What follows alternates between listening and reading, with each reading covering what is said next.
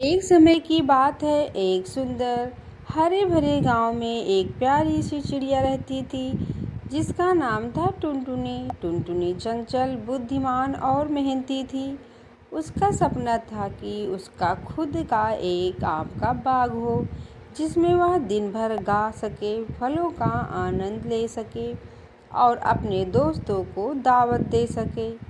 टुनटुनी ने खूब मेहनत की। जंगल में जहाँ कहीं पके हुए आम गिरे मिले, वह उनके बीज उठाकर लाती और एक खाली ज़मीन में बो देती। समय बीतता गया। 5 सालों की मेहनत और देखभाल के बाद वहाँ एक सुंदर आम का बाग बन गया। पेड़ बड़े बड़े हो गए थे और हर साल मीठे रसीले आमों से लद जाते। टुनटुनी बहुत खुश थी। उसने बाग की देखभाल के लिए एक घोंसला पास ही के पेड़ पर बना लिया था ताकि वह दिन रात उसकी निगरानी कर सके। और उसी गांव में एक चालाक कौवा भी रहता था। नाम था कालू। कालू को मुफ्त की चीज़ें पाने की आदत थी। वह कभी भी मेहनत नहीं करता था, बल्कि दूसरों की चीज़ों पर ही नज़र रखता। एक दिन जब वह आकाश में उड़ रहा था, उसकी नज़र टुनटुनी के बाग पर पड़ी। पेड़ों पर झूमते आम देख उसके मुंह में पानी आ गया। उसने सोचा, वाह, इतना सुंदर आम का बाग है और इतने रसीले आम हैं। अगर रोज एक दो आम मिल जाए तो मजा ही आ जाए। पर समस्या यह थी कि टुनटुनी बहुत सतर्क थी। वह हर वक्त निगरानी रखती और जैसे ही कोई पक्षी बाग में घुसता, वह जोर जोर से चिल्लाकर सबको भगा देती। लेकिन कालू कोई साधारण कौवा नहीं था। वह बहुत चालाक और धूर्त था। उसे आम को चुराना ही था। उसने ठान लिया था कि वह किसी न किसी तरह से टुनटुनी को चकमा देकर आम चुराएगा।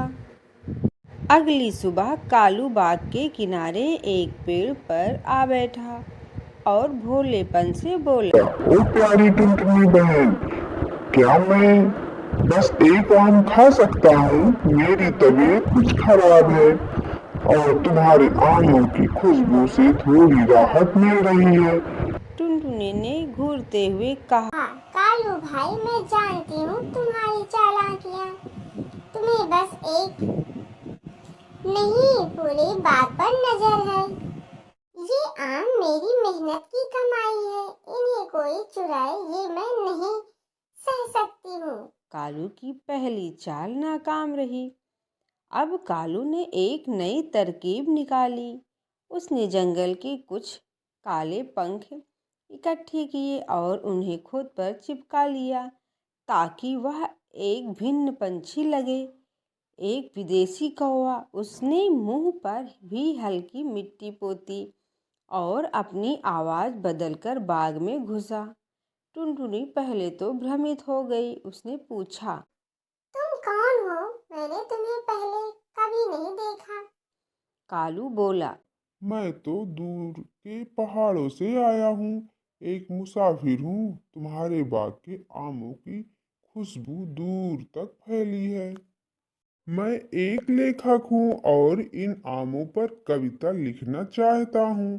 टुनटुनी थोड़ी झिझकी, लेकिन जब उसने देखा कि वो अजनबी पंछी कोई आम नहीं तोड़ रहा बल्कि बस निहार रहा है, तो वह निश्चिंत हो गई।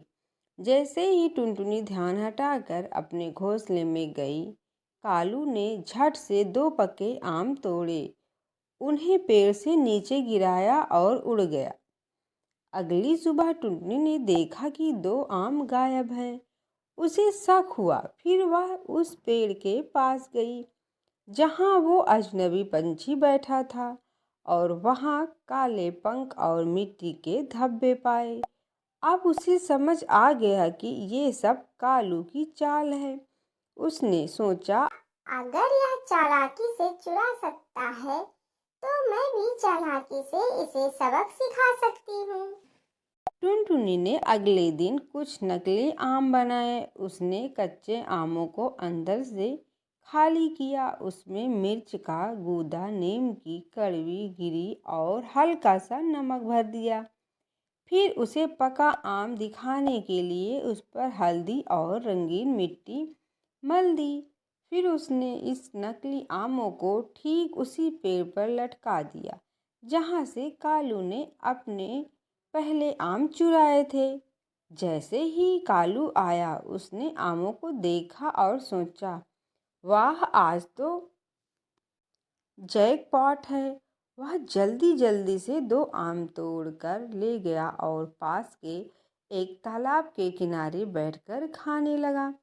जैसे ही उसने पहला टुकड़ा मुंह में डाला, उसकी चीख निकल गई। उफ, मिर्ची, ये क्या है? दूसरे टुकड़े में नीम की कड़वाहट ने उसे उल्टियां करवा दी। वह तालाब में कूद पड़ा।